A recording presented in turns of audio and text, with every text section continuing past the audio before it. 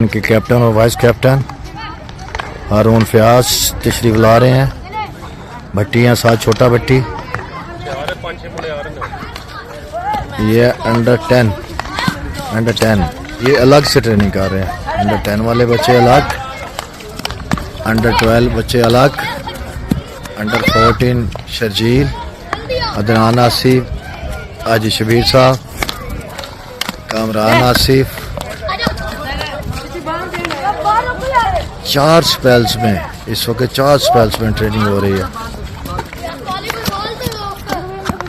Promotion of hockey, ये वो लोग हैं जो हॉकी को टाइम देते हैं, ये वो लोग हैं जो हॉकी पे काम करते हैं, ये वो लोग हैं जो मुल्क और कौम का नाम रोशन कर रहे हैं हॉकी में।